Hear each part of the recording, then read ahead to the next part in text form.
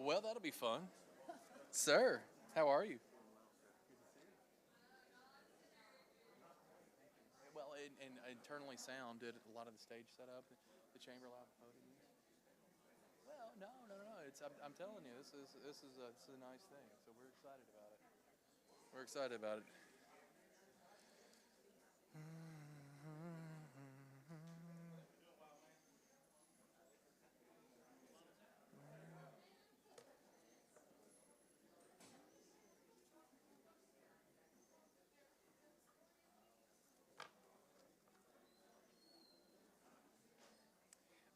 Yeah, possibly. Very possibly. Hope so. Hope so.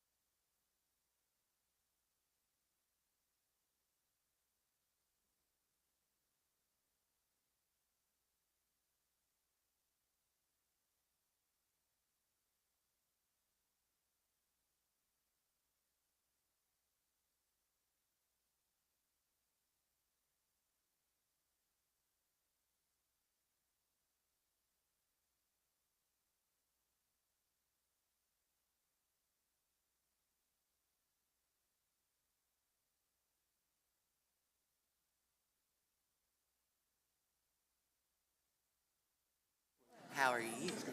It's good to see you too. How are you? I'm good. Good. Good. It's good to see you too. Do we have to turn these out or do they turn these out? I'm sorry? Do we have to turn these out or do they turn them out? They do. We'll have to. These go. I don't see. Button form anywhere. This is crazy. All of those. Sorry. I'm sorry. I was trying to help you. No, it's okay. I did them different colors on them. You might want to take out. This is amazing. I cannot believe we didn't rip this part off. No, I don't like to have that type of evidence on my phone. I'll let you watch it on mine. Sometimes we don't look like homeless people. I know, right?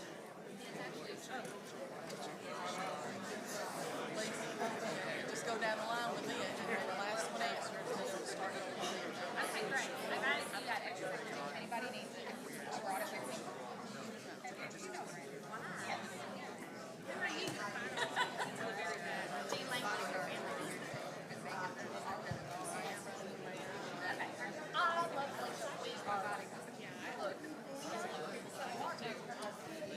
You guys have everything you need?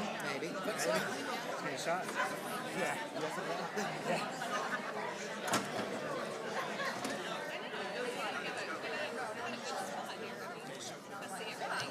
I sent them.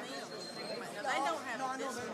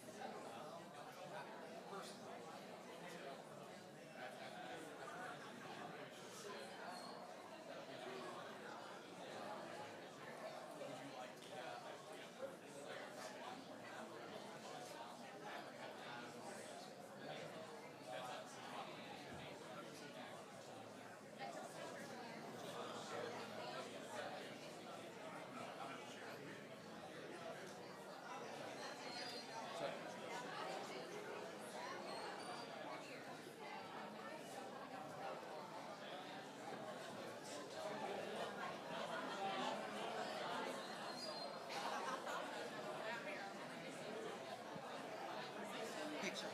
Sit down. Picture. Sit down. I put one on Facebook. Tag you in it. You do know something about getting Yes. Sure.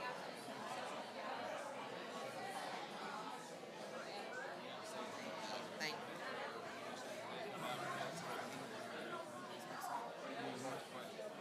100%.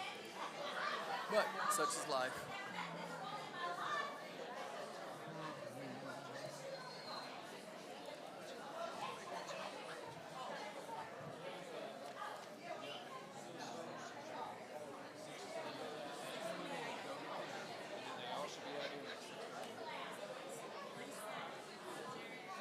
So on this, Dan's asking. Yeah. Good. 2 minutes. 2 minutes. Yeah. And then if you want to ask a question again, you do that. But when you ask your question, after you ask it, you'll see on me. All right. So I'm going to around for the question. I'll say, okay, America. You're going to say, okay. Just cover you have 1 minute. And then maybe I'll look off you like.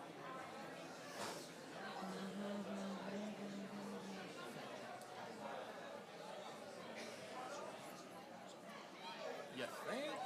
Really? No idea.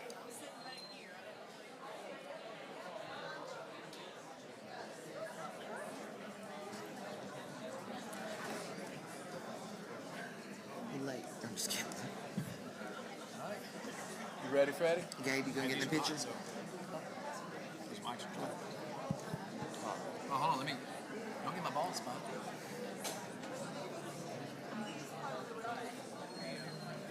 It's glowing. I think my forehead's glowing. Like camera flash.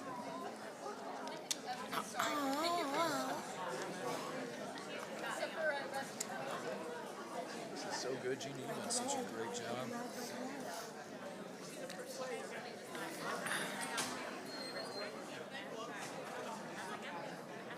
Are you going to stand up when he introduces us? Well, if they introduce Chuck first, he's going to, because he wants to first see him. I'm just So going to raise my hand and just stick up my middle finger. I'm gonna And do I'm like, going to turn around. do this. We'll do the parade wave. Here we go. I'm a little nervous. Are you? Yeah.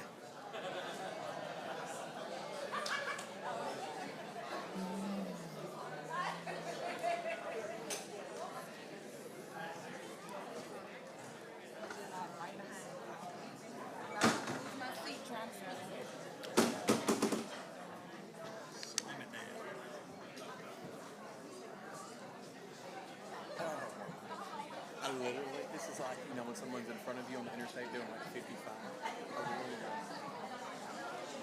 I mean, I don't know what's wrong. All right, here we go. Have your attention, please. We're getting ready to start.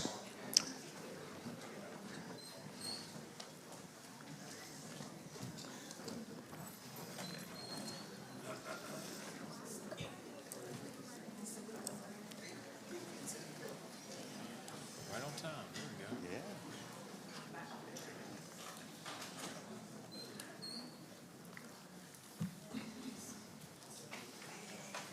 Yeah, I see the water down there in the corner.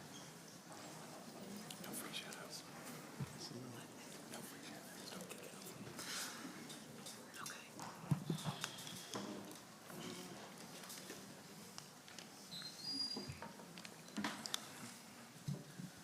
Well, good evening.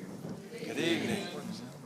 My name is Dan Reeves with News Talk 96.5 and newstalk965.com. It's great to have you all here. And it's a gorgeous theater. What do you say? It's the Jackson-Madison County School System. It's a lot of momentum, and we're pleased to be a partner with the Jackson-Madison County School System.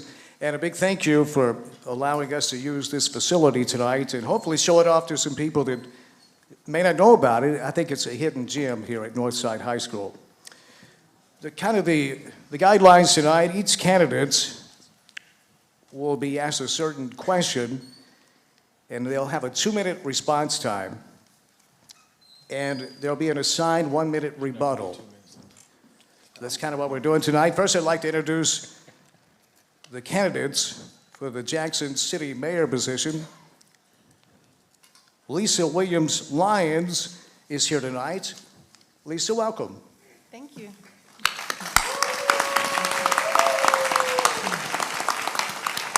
Just to her left is Dr. Jerry Woods. Dr. Woods, welcome. Thank you. Thank you. Thank you. Thank you. And just to the left of Dr. Woods is Mayor Scott Conger. Mayor, welcome.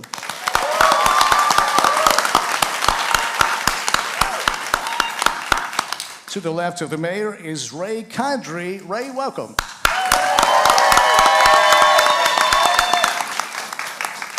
And down there on the end is Daryl Hubbard. Welcome, Daryl. Tonight, our moderators, Chuck Walker.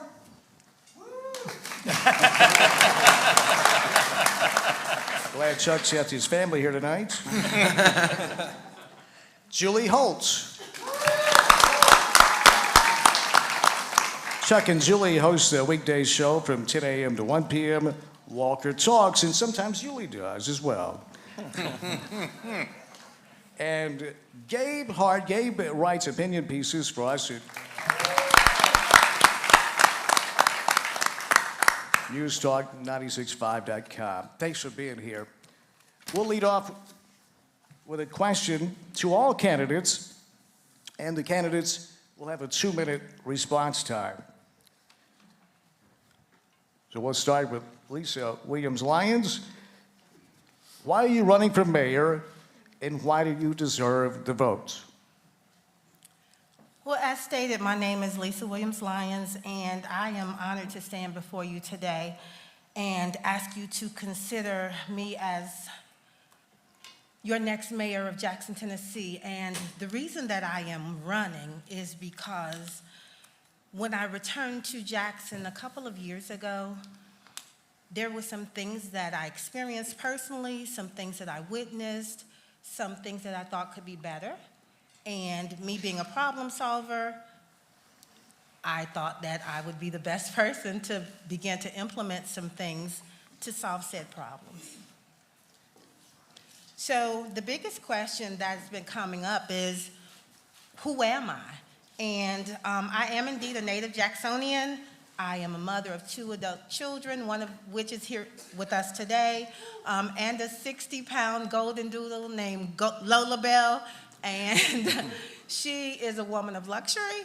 I also have a 92-year-old grandmother, which is part of the reason that I came back to Jackson. Being able to spend time with her and not knowing exactly how much time we'll have left together is a big draw for me. And so I am a mother, I am an entrepreneur. Some of the skills that I possess that could be used in the office of mayor would be my accounting degree. I have a bachelor's degree in accounting from Georgia Southern University, and that has equipped me with the knowledge to manage and implement a budget. I also became a master of education while I was away, which is fitting because I'm a lifelong learner and a lifelong educator. I'm an entrepreneur several times over, self-employed since 2013, and I believe that the city of Jackson has a lot of potential that has not yet been realized. And so I'm confident that I can craft opportunities so that none of our neighbors have to be excluded or left behind, and the entire city thrives.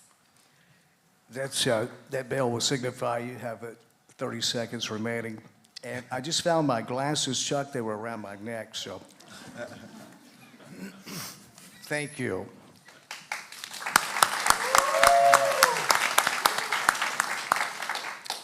Same question, and we'll move over to Dr. Jerry Woods. Dr. Woods, why are you running for mayor, and why do you deserve the votes?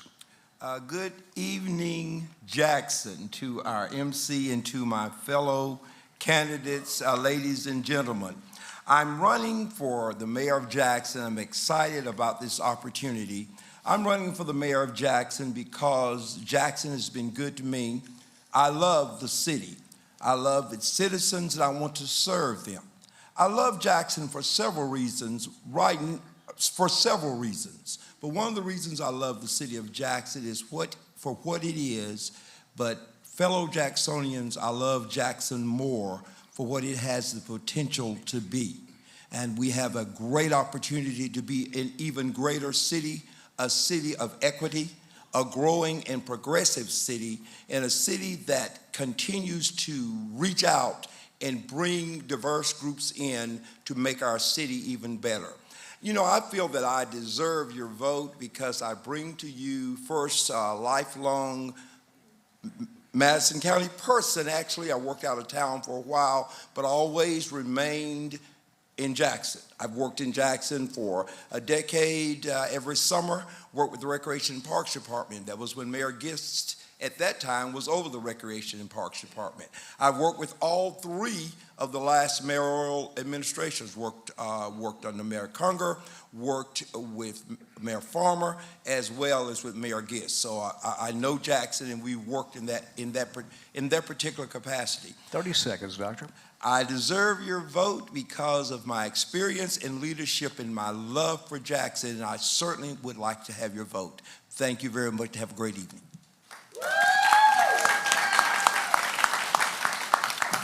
Now that I've found my glasses, I'll alert you with 30 seconds to go, and then I'll hit the bell when time has expired. Thank you.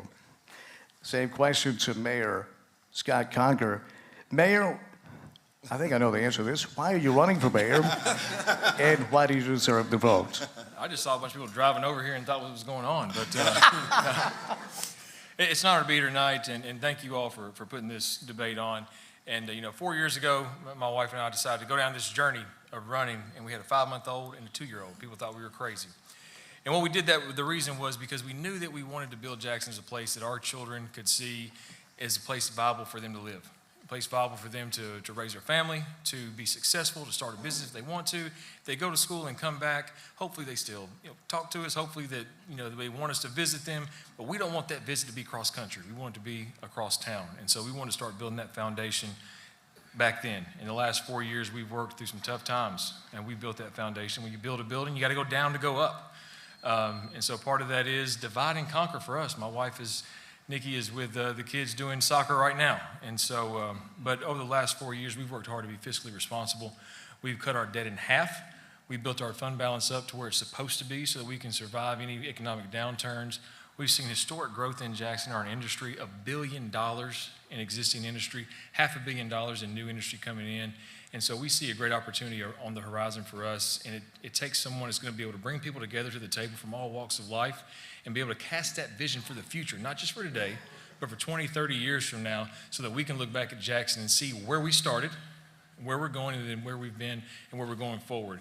And that's important we got to have for Jackson, for everyone to be successful, for everyone to be welcome, for everyone to have an opportunity here and can see as Jackson as their home.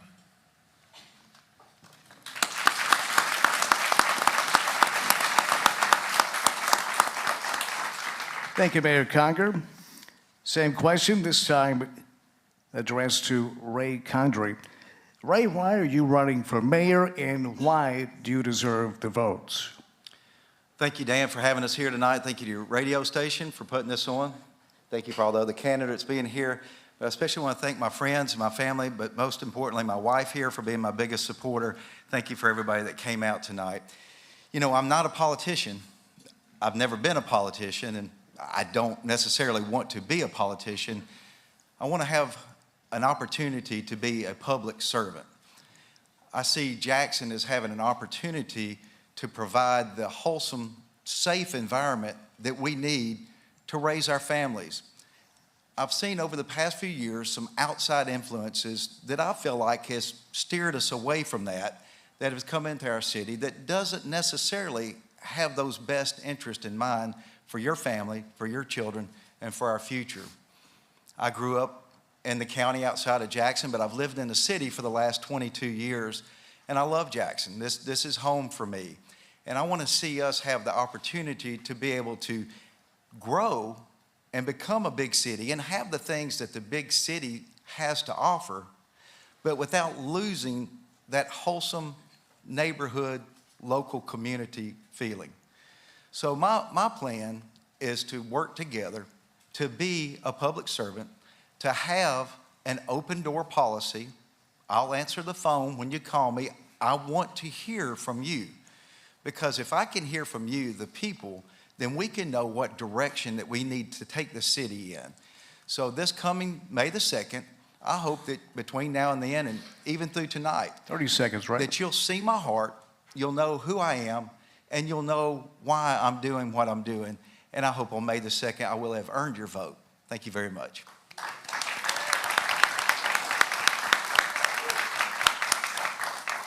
Thank you, Ray.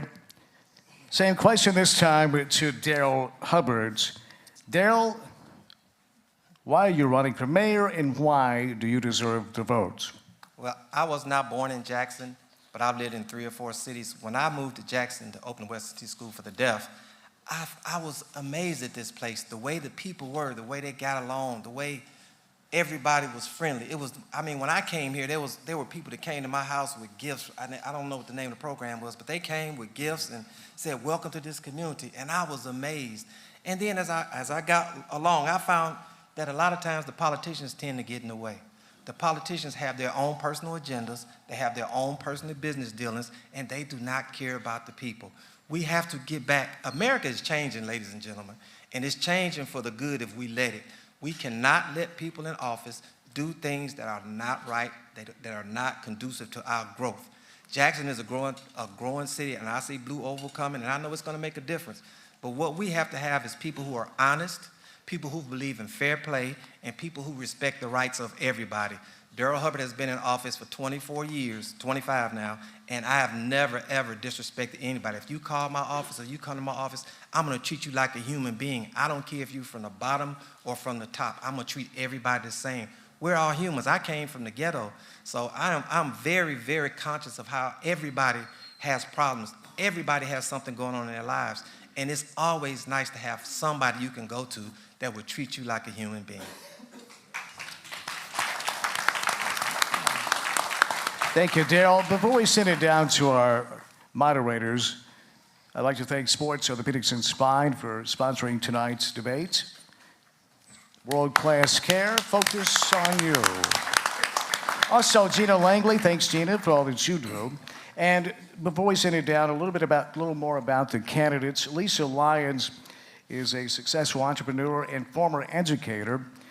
She's a proud native of Jackson who earned a bachelor's degree in accounting from Georgia Southern University and a master's degree in education from Notre Dame. A military wife with 2 children, she managed a multi-million-dollar budget for the Army Research Laboratory in addition to her household. Lisa is very passionate about taking Jackson to new heights and has a vision of helping all of Jackson succeed through equity, education, and communication. Lisa says she intends to make history as the first female mayor of the city of Jackson. Lisa Lyons.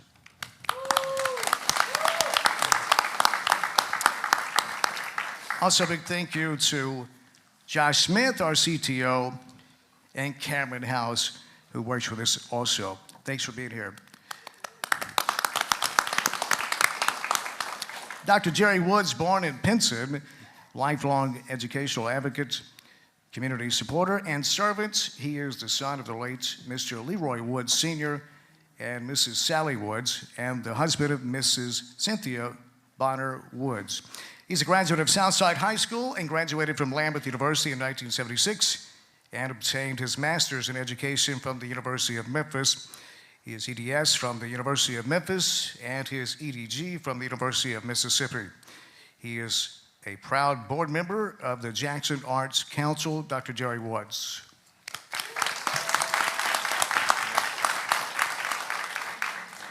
Mayor Scott Conger. Scott enjoys life in Jackson with his wife Nikki, his daughters Madeline, and his son Charlie. Scott earned his master's in business administration at Bethel University prior to serving as president and CEO of United Way of West Tennessee. Mayor Conger worked as an admissions counselor for Lane College.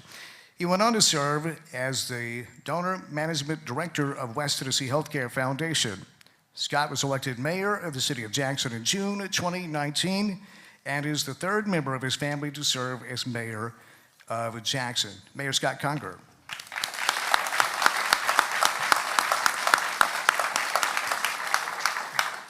Ray Condrey has called West Tennessee his home for most of his life, having lived in Jackson for 22 years.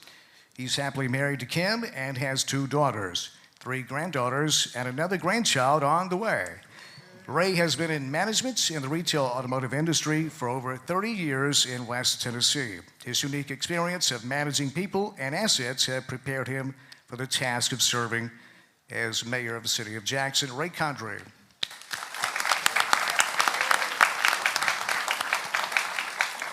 Darrell Hubbard came to Jackson to open the West Tennessee School for the Deaf and has been an entrepreneur for the Jackson-Madison County school system. He has been elected 7 times and remains the only African-American person ever elected to a full-time position in Jackson history. He is an author, having written for the Jackson Sun and published 3 books. Darrell Hubbard. Now let's send it down to our moderators. We'll start with Mr. Chuck Walker. Good evening and welcome to all candidates. Speaking on behalf of my fellow moderators, we want to thank you so much for being here, for giving up your evening and coming out and speaking not only to us, but to everyone here and everyone watching at home. And eventually we'll go back and watch this debate. We want you to know that that doesn't fall short with us, and we appreciate you for showing up and for speaking your mind and your positions tonight. So thank you. Thank you. First question, It's for Ms. Lyons. Ms. Lyons, you'll have a 2-minute response to this question. If you want to use it all, up to 2 minutes. The question is there a certain part of Jackson in which you would want to invest in order to foster economic growth for the city? And if so, how would you do that? I believe that we should invest in every part of Jackson, that no part of the city should be excluded, that no part should be intentionally ignored. And so there are enough resources and enough opportunity for the whole city to thrive, for the whole city to grow, especially with Blue Oval coming and all of the new opportunities that brings. It's not necessary to exclude anybody. And so I would indeed make sure that the underserved receive resources, but there's no one part of the city that would necessarily get more, but there is a lack of equity right now in the distribution of resources. And it's pretty glaring to me because I actually live in the underserved community, and I live there on purpose. I could afford to live in any part of town that I wish, but I live in East Jackson because of legacy. My grandmother and my grandfather, they built a house in 1971, and I will never sell that house because they worked hard for it. And so the reason I take this so personally, I guess, is because I do see the potential. I see the potential in all of us. 30 seconds. And I think that if we just work together, if we just begin to take some of the resources that, for instance, we could do partnerships with the private corporations. Private and public partnerships are one of the most are used a lot throughout the United States. I did the research, and so it's an option. Thank you, Ms. Lyons. Mayor Conger, you have 1 minute to rebut if you would like. All right, I think public-private partnerships are great. We partner with that with the city, county, school system, and private entities to build a school and rehab another school in East Jackson and Midtown. Equitable resources throughout the city are based on data, and that's how we've done over the past 4 years, is looked at data when it comes to sidewalk improvements, when it comes to the plans we have going forward, how we repave our streets are all based on the data that we have throughout the city, and how we can do those equitable resources. Now, yes, there's plenty, but there's not plenty every year, and so we have to make long-term plans on how we're going to make those investments, because we can't be impatient and expect it all happen at once. We have to make those investments over time and see that progress and understand that we're progress over perfection. Thank you, Mayor Conger. Before we go to Julie, we'd like to thank our fearless leader, Melissa Luttrell, our executive office manager, and everything else you can think of. Yes. She makes it all happen. Julie Holt. Okay, Dr. Woods, I've got a question for you, and you have a 2-minute response. Given that money has been earmarked for a specific purpose, do you agree with Mayor Conger's proposal to improve the Jackson Plaza area? Yes, I do. 30 seconds. Okay. Are you done, Dr. Woods? Yes, I am. Okay. Don't be so thought bashful, so. Julie. Don't be so bashful. I thought so, but I didn't want to take anyone's time. Dr. Woods, could you explain why you support that decision? Yes. Dr. Woods, could you explain why you support that decision? I certainly can, but that was not the original question, but I certainly can. I do feel that a new civic auditorium is very much needed in the Jackson area. I have some concerns about how we want to move forward to that, though.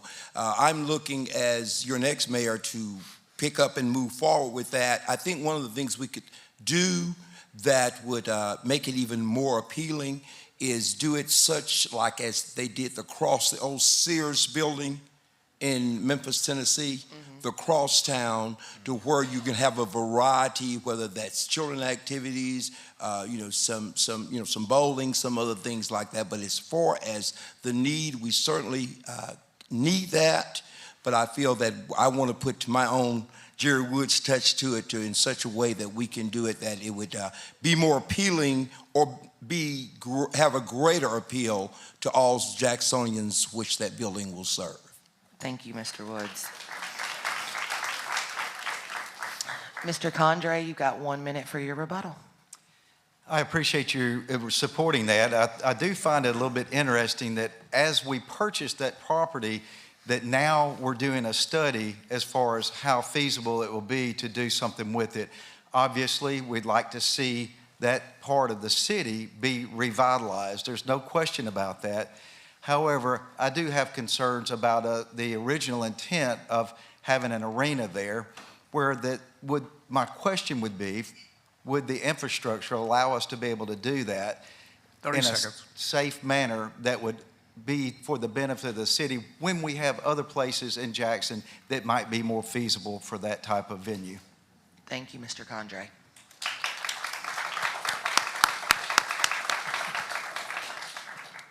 Question 3 is for Mayor Conger.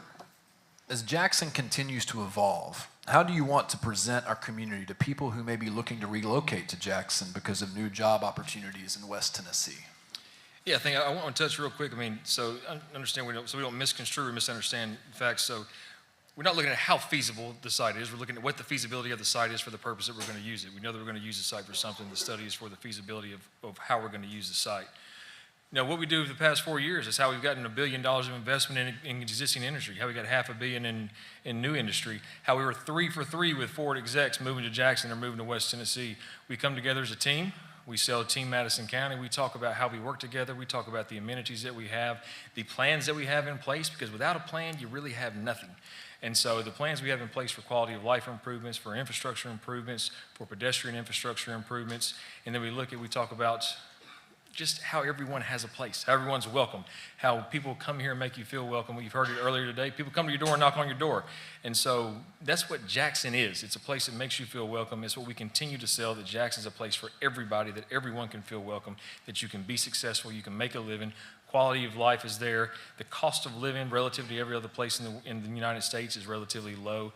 And so you have an opportunity to get a little more out of your paycheck when you live in Jackson, to do those things that we have to offer, and then talk about our plan of what we're doing now and what we're planning to do in the future of how we're going to continue to build Jackson. Thank you.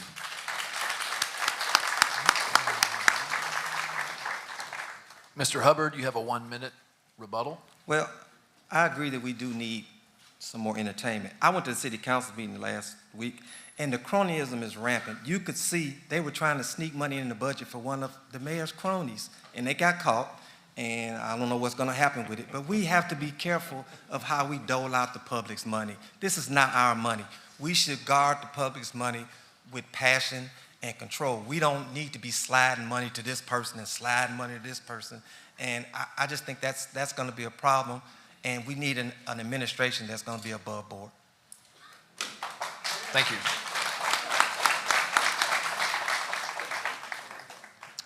Good evening, Mr. Condrey. Next question is for you. You've got 2 minutes to respond. Mr. Condrey, according to data released by the FBI in 2022, Jackson had a violent crime rate higher than the state and national average. How do you propose to address the issue if you're elected mayor? Thank you for that question. That's been one of the things that I've heard from people over and over again as I've been out and I've been meeting people and talking to them. They're concerned about crime. They want to know that they've got a safe environment. They want to know that they can leave their home and take their children without having that concern of having some type of attack or being a victim of crime. I think the way that we'll accomplish eradicating that and lowering those numbers is by being proactive with the resources that we have now. And what I mean by that is we need to look at what we've got within our police department, within our availability within the different departments that work with our police department, to make sure that they have all of the resources, all of the personnel, and all of the support that they could possibly have to be proactive in preventing crime. I drive in Jackson all the time. One of the main things that I hear is people talk about the regard for having no regard for the law. We see that in the speeders. We see that in those that are running the red light. And then we hear about the horribly tragic situations where somebody's able to just go up to a car on the bypass and shoot the people that are in the car sitting at a red light. We need law and order. We need to make sure that we fund our police department. We don't need to buy into this lawlessness of defunding the police. We need to make sure that they have everything that they need, that they can do their jobs in the most effective, most efficient manner to keep you, me, our families safe, and let us enjoy living here in Jackson.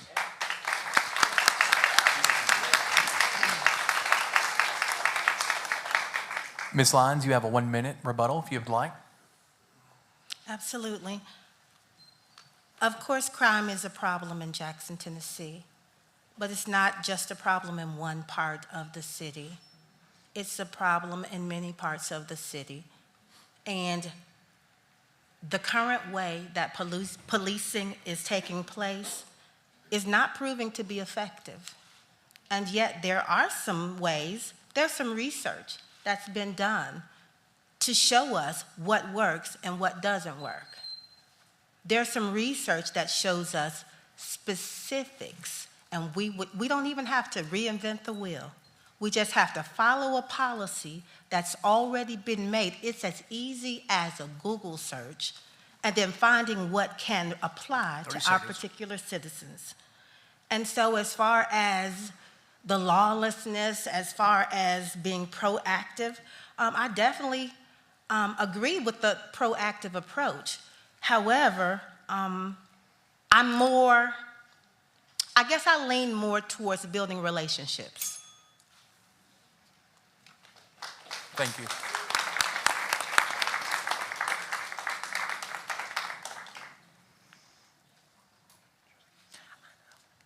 I'm sorry, I'm taking my notes. Okay, so Mr. Hubbard, this is your question. You got 2 minutes to respond, okay? Other than using law enforcement, what are some ways the city government can invest in the community that would help curb crime in Jackson? And this is an issue that's going to face America in general. When I first started, when I got here, we did the anti-crime marches. We marched every Friday for 12 or 13 years, and we had community policing. We painted a building on Whitehall so the police would be closer. We worked in Lincoln Courts with the police department in Lincoln Courts. We have to have a relationship with the community. We're seeing what happens when there's one side against another. These young people need our help. They're not bad children. They're not bad. They're just misguided and misled. What we have to do is get on board. When I came up, we had a police athletic league where policemen coached, refereed, and they built a rapport with the young people. That is something that needs to be brought back into this community. Our police officers don't just need to be riding around. There need to be hands-on contact with these young people. Policing is not just lock them up and throw away the key. Policing is saving lives, not just from gun violence, but from stupidity, from ignorance. And we have to figure out a way to get our police and our community on the same page. That was very good. Thank you, Mr. Hubbard. Dr. Jerry Woods, you have a minute for a rebuttal. Mr. Hubbard, thank you for your comments. For a little more specifics, though, as far as in the community, would like to look for just a few more things, the reactivation of the midnight basketball program. Perhaps I'd love to see Officer Friendly come back, because I think that when children see officers at an early age, they form an opinion for that. And finally, want some more specifics on reactivating our community organizations. I mean, our community, the community organizations that we have, the housing, in order that everyone would be able to take the ownership of their neighborhoods. Can I say one thing about this? I've coached midnight basketball for 30 years. Absolutely. And the only reason we stopped was because of the pandemic. I'm sorry, just for time constraints. I know, I hear You know the but we rules. gotta be careful. I was too, Daryl. We do radio. We're only smart enough to read what we wrote. Don't trip us up. Speak for Dale, yourself. if there's something you want to address, you can do it in your closing statement, please. Again, want to thank Sports Orthopedics and Spine for being the sponsor tonight. Sports Orthopedics and Spine, just another example of local businesses and how much they mean to our community, putting back into our community. So thank you, Sports Orthopedics and Spine, and also Jake and Rachel for their help tonight.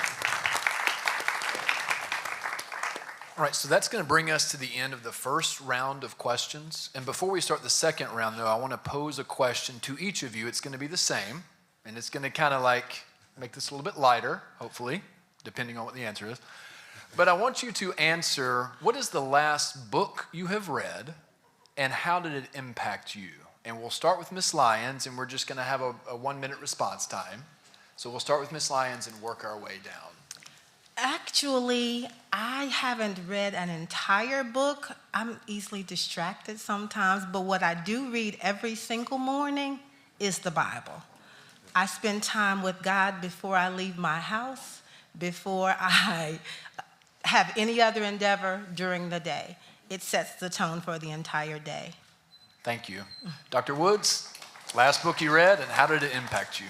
The last book that I read is A Sense of Urgency by John Carter, and it has impacted me because it helps us to look at a realistic way of dealing with change. Change affects us all, and it affects us all in different ways. But the way Carter presents that, it's the sense of urgency, and that's one of the things that when we're looking at our platform, there are some things we want to put in the order that are urgent. So that book is A Sense of Urgency by John P. Carter. Thank you, Dr. Woods. Mayor Conger, last book you read. Yes, I get the benefit of reading kind of twofold. Every night, my kids and I read the Big Story Bible story. And so we do that every night, big picture Bible story. And then the last book I read was Start With Why by Simon Sinek, which is the third time I've read it. And it just breaks it down. You know, we talk about how in the mechanisms of how we get to things, but it's important that we start with why. Why are we doing the things that we're doing? Why are we going down the roads that we're going? And it really lays that out there. Thank you. Mr. Condre, the last book you read? The last book that I read from cover to cover helped motivate me to do this. It was called Running Into the Fire, Why Christians Should Be More Involved in Politics. But the book that I'm currently reading right now is a book called Warfighter. It's by Jesse Johnson, which is an American hero that fought all across the globe from Vietnam to Iraq to Afghanistan.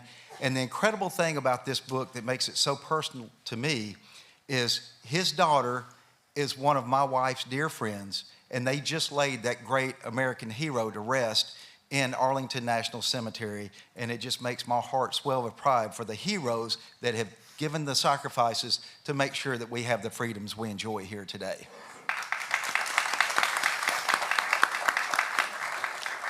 Thank you. Mr. Hubbard, same question. That's not a fair question for me. I read all the time. But I'm going to say the book I'm reading right now is The Nickel Boys by Colson Whitehead. It's about the reformatory in Florida and how when we institutionalize young people, it's a bad thing. We have to be careful about institutionalizing people. Colson Whitehead is an excellent author. I mean, The New Jim Crow is a good book. Lies, my teacher told me. I mean, I read all genres and everything, but right now I'm reading The Nickel Boys. I read that book 2 years ago, and I cried at the very end. So it's a wonderful novel. Thank you. Your story. I know you didn't ask, Gabe, but the last book I read was Runaway Bunny. It's excellent. A lot of pictures. Wow. Some courtesy laughs on that. Oh, Dan. Don't hate. Okay. This will bring us to the beginning of round 2. It's going to be the same format, but a different order. We're going to start with Mr. Hubbard. And the question will be, it's not actually a question, it's more of a command, but tell us how you would be a unifying mayor for the city of Jackson.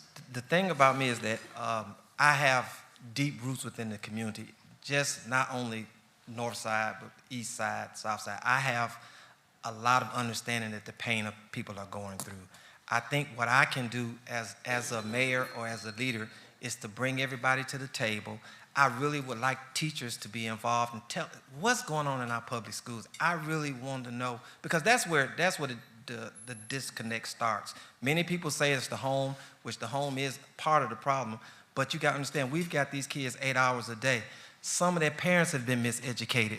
It is going to be hard to get them back on track because they have a legacy of miseducation and misinformation and being undereducated, underappreciated, and underachieving. So what I want to do is get all the people, I'm talking about all genres of people, all ages, all races, all sexes. I want us to get together and figure out a way that we can work this out, because we're going to have to save these young people. That's a mission we need to get on.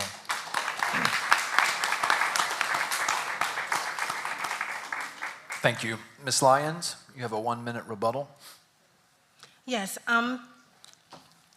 the deep roots that you talked about, while I have a respect for that, me having only been back a couple of years now and having looked around and saw some things, my question has been within myself, where were these people while this was going on?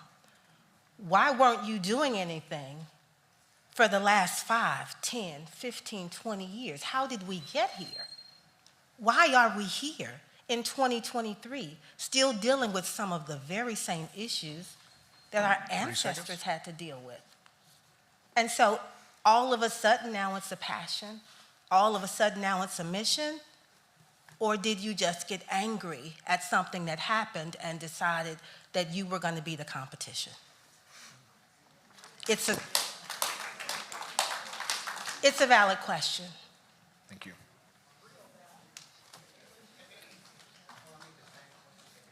Next question. It's for Mr. Condrey. Mr. Condrey, you were quoted in an interview with the Jackson Post saying the family is the bedrock of a wholesome community. We will focus on ensuring a clean, safe environment in which to raise your family. Our city is losing its identity. I commit to working on bringing us back to the family values that made Jackson great. With your help, we can ensure a better future for our children and grandchildren. My question is, what identity have we lost, and how do you plan to bring it back? That's a fantastic question.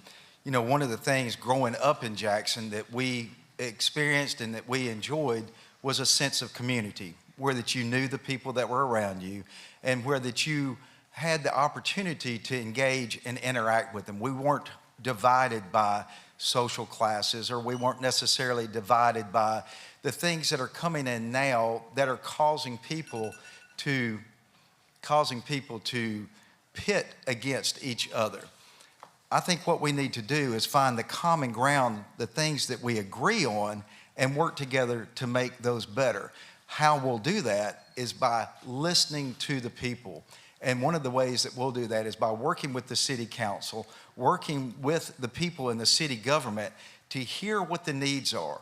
What is it going to take? And that's where being a good leader means being a good listener. And being a good leader means that you surround yourself with people that know more about those particular subjects and those particular issues that you do, and you glean that from them, and you put together the best ideas, and then you present it to the people, and you put a plan in place to make it work.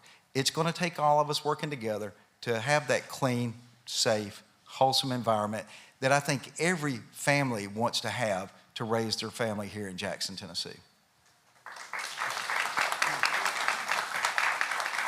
Dr. Woods, you have 1 minute of commentary or rebuttal.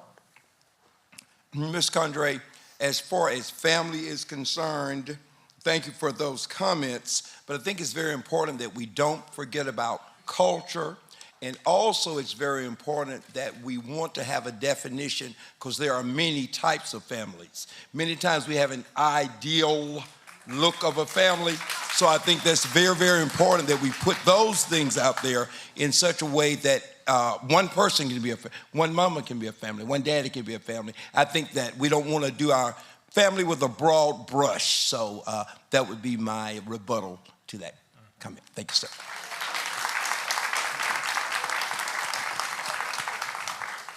Thank you, Dr. Woods.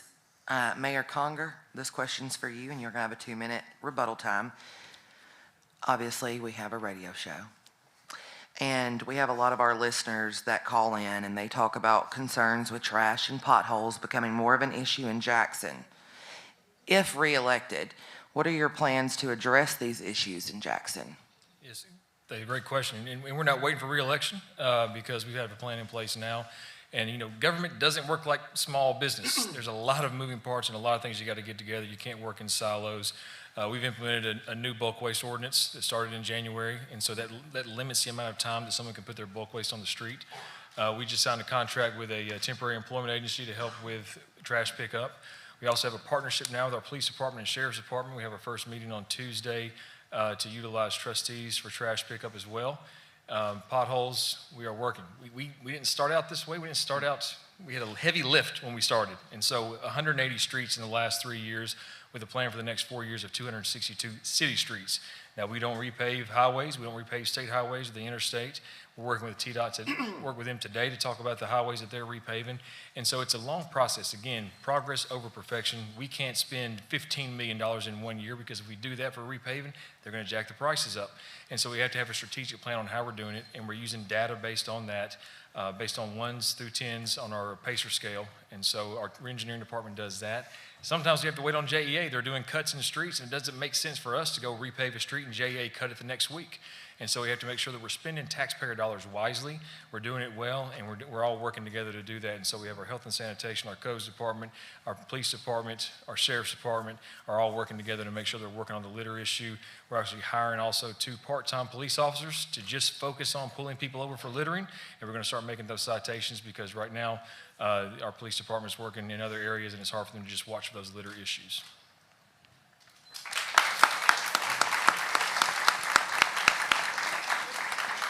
Thank you, Mayor Conger. Mr. Hubbard, you've got a minute to rebuttal. Yes, I don't know how many people came through this way. I don't know, and this may not be the mayor's job, but when I drove up through here, I got to get my car realigned. There's so many potholes at this school, it doesn't even make sense. Another thing I want to do is I want to do something with them green garbage cans, man. Those things look horrible. I don't know what we can do, but it makes the city look just crazy. I don't understand what we can do to get those things off the front of the city. It looks like we live in Greenville or something. We've got to do something with those garbage cans. Thank you. Thank you, Mr. Hubbard. Digging a little bit deeper into the issue of roads. Roads seem to be at the forefront of everyone's mind. Dr. Woods, this question is for you. Do you have a specific plan for road repairs within the city limits? If so, what is it? I would, the plan that I have, of course, is that I will look at what we have in the city planning department. I know there are several infrastructure changes already underway as far as the airways Highway 70 coming in from airways, as well as the widening of Highway 18. So there are several infrastructure projects that are already underway. So as the new mayor, as your next mayor, I will grab that horse by the handles. I will grab that and move forward with the work that has already been done. I think that's the most efficient way to handle that. Thank you. Mayor Conger, you have 1 minute. Yeah, so roads, infrastructure, all come out of the same bucket as our capital bucket. And so we had a long list of deferred maintenance on our buildings, on police cars. We actually had fire trucks when I started that you had to hold the door closed as your firefighter drive down the road to respond to a fire.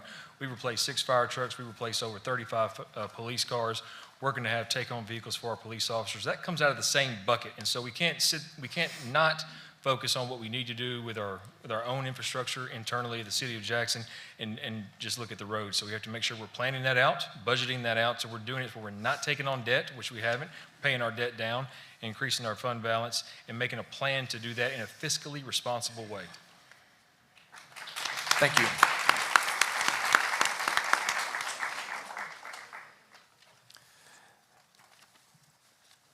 Ms. Lyons, how would you adjust spending priorities to ensure a more equitable distribution of tax money?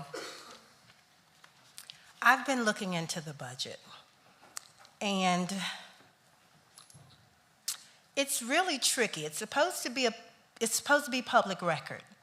And yet when you go online and there is a button that says interact with the city budget, and then when you click on it, it says this page is not found.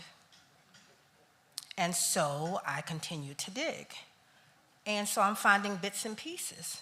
I'm seeing one year we had $4 million in the budget for streets.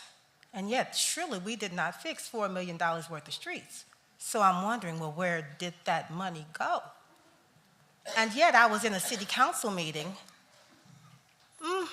early last year, and I literally watched them move $200,000 from the budget that was supposed to fix the streets and give it to West Tennessee Healthcare. And then when I asked during one of our councilwoman's meetings at Macedonia, I asked about it, I was told that it never happened. And so I was like, yeah, I'm pretty sure it did because I was there. And so then I was told, let me explain it to you. And by the time the current mayor talked in a circle for 5 minutes and never said anything, I was just so frustrated. That was an accident, my bad. I thought I set that for 7:19 a.m. I was so frustrated, but I believe that if we would just begin to use the things in the budget as they were intended, as they were originally allocated, instead of reallocating, redistributing. I mean, everything, when we ask about money, it's always pigeonholed. It's always for a specific purpose. But we can't get any, if we could get some communication, where did the money come from? What is it for? Then maybe we could better understand. And so communication is key, especially when you are a public servant, when you are elected by the people and supposed to work for the people. Thank you. Mr. Condrey, you have a 1-minute response and/or rebuttal. There's no doubt that transparency is a word that gets used a whole lot, but most of the times when it does, there's anything but transparency. I think that we need to be accountable, and just like Ms. Lyons said, we need to make sure that the people, that's our money. It's the people's money, and our hard-earned taxes need to be spent in a fiscally responsible way that we need to be able to account for every dollar that's spent. And it doesn't need to be for specific pet projects or money being moved around to accommodate something other than what the budget intended it for. And I believe that the budget should be public. We should know where that money's going, what it's being used on, and when we pay our taxes, we can know that we're contributing back to the city that we love and enjoy.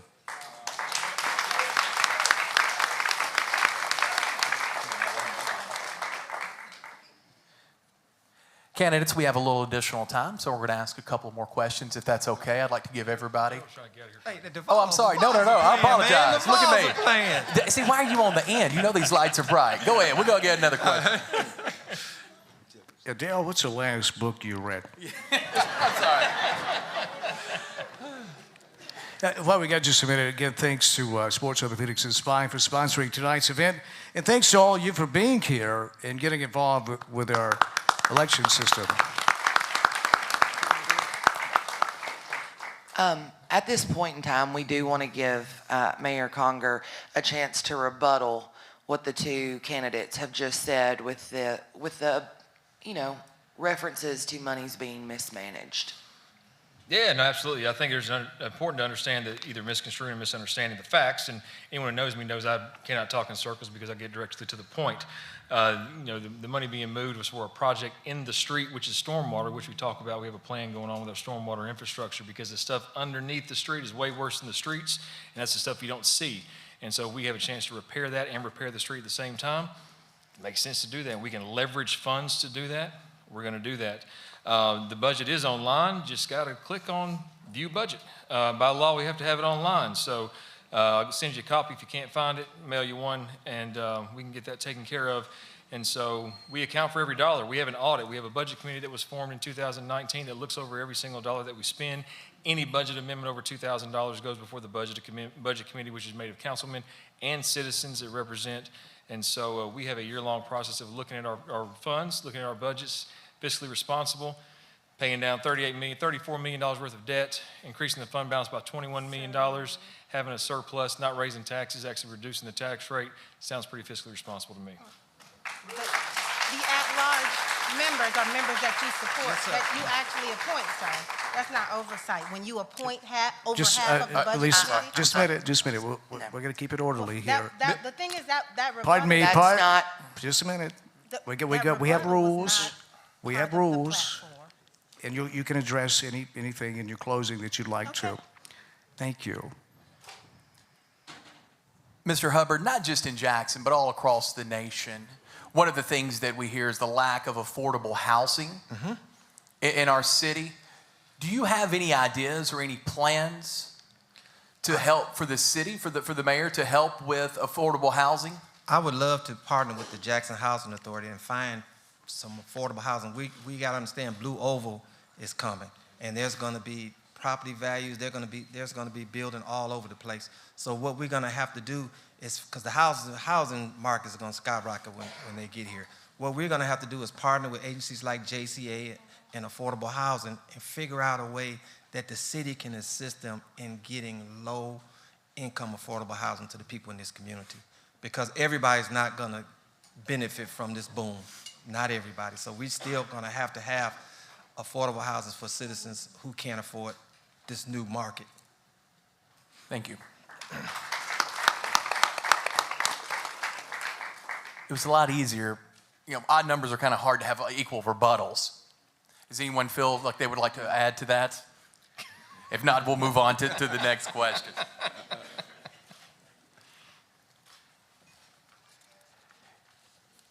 Do you feel, as a candidate for mayor or an incumbent mayor, that the city and the county need to work together to bring Blue Oval to parts of the town that may not be in the city limits now, but could be in the future? We'll start with you, Ms. Lyons. Everybody will have a minute to respond.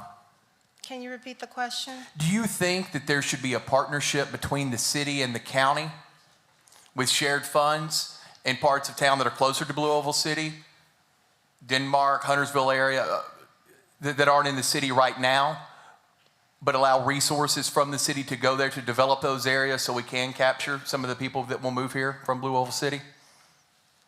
I do understand the question. I do believe that we need to make sure that we take care of home first, that we make sure that the people within the city of Jackson are all good first before we begin to distribute our resources elsewhere. And as far as the statement that Mr. Hubbard made, that everybody's not going to benefit from it, if we are intentional about our next steps, everyone can benefit from it. Thank you. Same question, Mr. Woods. Read it again, please, sir. Make sure you get it. Do you think that there should be a partnership, a city-county partnership to grow more towards Blue Oval City? Yes, I think there should be a city-county partnership. However, I think we need to take good time to think of how that partnership would be set up, look at what amount of funds we're talking about doing, and then also do it in a way where it is equitable to all of the citizens of Madison County as well as the city of Jackson. Thank you. Mayor Conger, same question. Yeah, so we already have a great working relationship with the city and county, improved on that vastly over the last 3 years. One other entity in that is JEA, because that is the critical infrastructure for building communities, is the fiber internet, the sewer, the water, and the electricity that goes there. And so one issue that you run into is how we annex. 2013 annexation laws changed. Cities can't forcibly annex, essentially. And so we look at requested annexation. You have people already living out there that are living out there for a reason, because they don't want to be in the city limits. They want to have that life in the country. And so how do we have to blend that? We have to make sure we're protecting our assets and resources, but also not infringing on those who moved out there for a reason. Thank you. Mr. Condrey? I think anytime that we have the opportunity for the city and the county to work together, they should work together. But that doesn't necessarily mean that we need to take city funds and spend on county projects. You know, we can look back just a few years ago and look at when we consolidated the Madison County schools with the Jackson City schools, and look at some of the things that have come out of that and some of the question marks that have been over the funding that has supposed to be allocated for certain schools. So any situation like that would need to be studied very carefully, and not only look at the current implications, but look much further down the road and see how this could affect everybody. You know, out of something bad, something always good comes out of it. And the past few years, we've just come out of this horrible pandemic that has affected our country and also locally affected our economy here, where that businesses were shut down, and yet the city government received a lot of money from the government, from our federal government, to be able to help the people.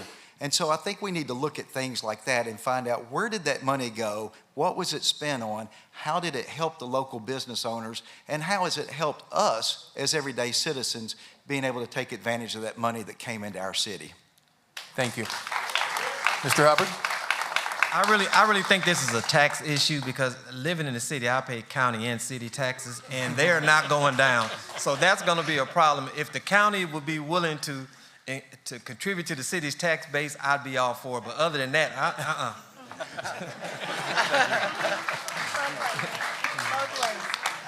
Thank you all so much.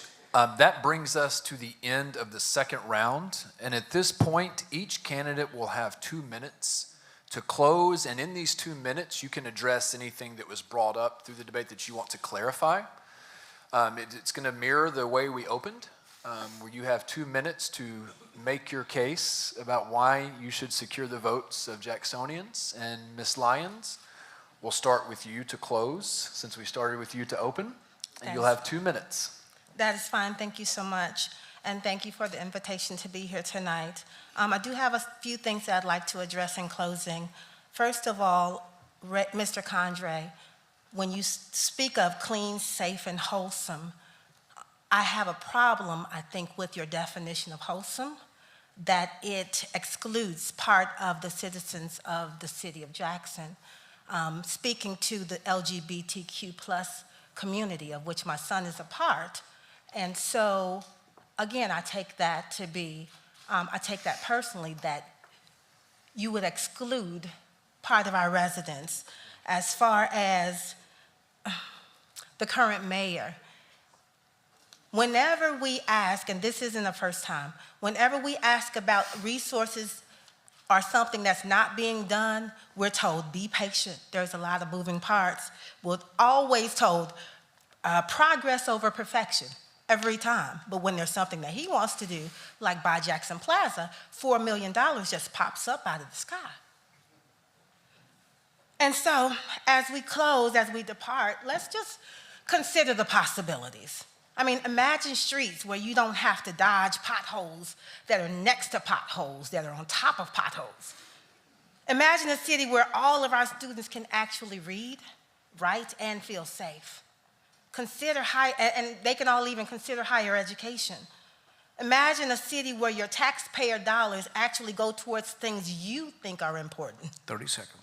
As your mayor, I will make sure that resources are paired with responsibility, and there is accountability in every area of our city government. I believe that the most important asset that our city has is its human capital, and I will support and value each of our residents, no matter their race, their faith, their gender, economic status, or sexual orientation, because I know that together we can become a better Jackson. So I ask that you choose your next mayor not based on popularity, familiarity, affiliations, or loyalties. Don't you owe it to your children and their children to actually choose the best candidate? Make the choice that will be a positive impact for future generations. Thank you.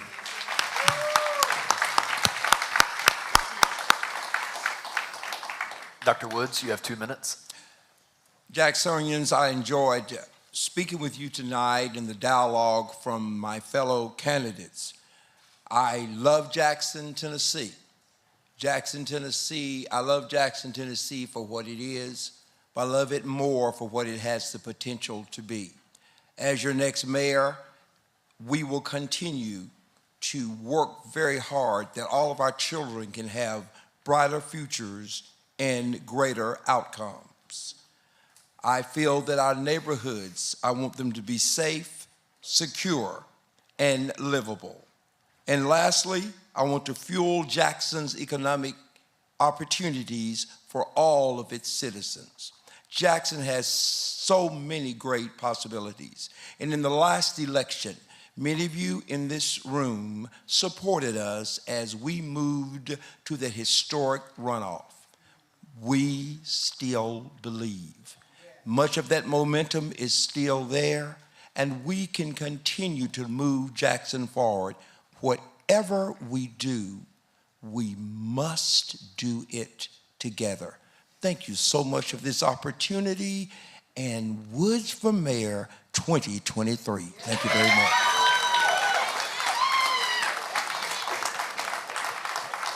Thank you, Dr. Woods. Mayor Conger, you have 2 minutes. Listen, this was fun. I enjoyed this.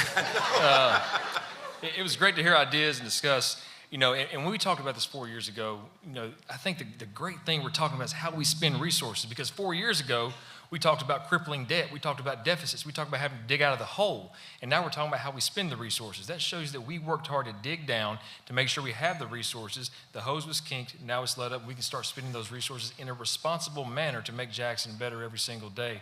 But we know we had to do it in the right way. We had to pay our debt down. We haven't borrowed any money. We had to increase our fund balance. We had to have balanced budgets. We not only did that, we brought in surpluses as well. We have industry coming in. We have new industry coming in that'll be announced shortly. I'm really excited about it. I have skin in the game. I have a 5 and a 6-year-old. I want them to live here. I want them to grow up here. I want them to see Jackson as a home when they graduate. If they go to school, if they go to trade school, whatever they decide. But I want them to come back and be a part of Jackson because I love the city. My family's been here since 1832. We're not going anywhere. I want them to be the 6th generation that decides to stay in Jackson. And we're going to keep working every single day to make sure that we're building Jackson in a fiscally responsibly manner to make it better for everyone and welcome for everyone in our city. And I want your vote on May 2nd. Gabe, just a reminder, Tennessee tips off at 8. That's why we're talking fast, Dan. It's Gabe, Mayor. Mr. Condrey, you have 2 minutes. First of all, thank you all for putting this on, and thank you for everybody that came out. It has definitely been informative, lively, somewhat comical, and I've really enjoyed that. And I think this is a really good description of the type of diversity that it takes with people sharing ideas and working together. But I think that we do all have the same goal, regardless of what somebody's preferences are, regardless of what their social status is, regardless of their political affiliation, regardless of their religious beliefs. We've got an incredible country. It's based on an incredible principle, and we see that when we look at the Constitution of the United States of America. But from going all the way from the out to the whole country and zeroing down to Jackson, the question is, how can we make it better? And which out of these well-qualified people that are up here will be the one to work with you to make that happen? As I mentioned earlier, I've never been in politics. I've never been in government. But what I'll bring is a common sense approach that will work together with people to offer servant leadership, to bring these ideas and coalesce them and implement them into a plan that will make life better for all of us. Our police department needs all the funding that it can get to be able to be proactive, as we mentioned earlier, and as was mentioned, to work with the youth so that they know that they're not the bad guy, they're not the enemy. We want them to work together to make sure that as they grow up, they know they're there to protect and to serve. to also be conscientious about what we do with our employees' money, as far as thinking about things of paying them in cryptocurrency and making sure that there's accountability for how we handle those things, to make sure that we do that the right way, to bring respect to the office of the people, dignity, and accountability. And I hope that you'll think about that on May the 2nd when you vote Ray Condrey for mayor of Jackson, Tennessee.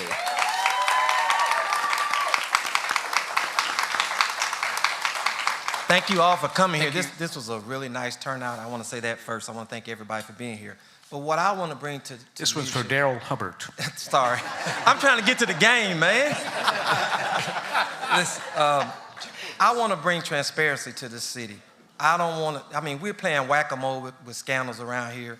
Put one down, go to another. We got federal lawsuits. There's no way if Daryl Hubbard was in office, hundreds of thousands of dollars would be found on somebody's desk.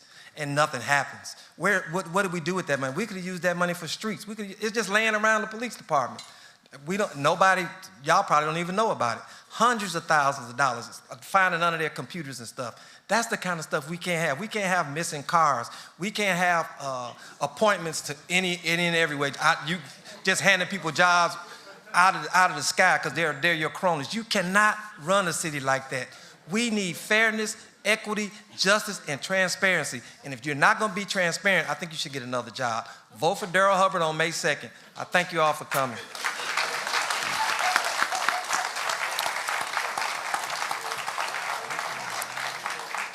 I'm not sure where they're finding 30,000 in a shoebox, but I'd like to work there. But Hundreds of thousands. Hundreds of thousands. I want to thank everyone for being here tonight. And certainly Sports Orthopedics and Spine at 111 Stonebridge in Jackson.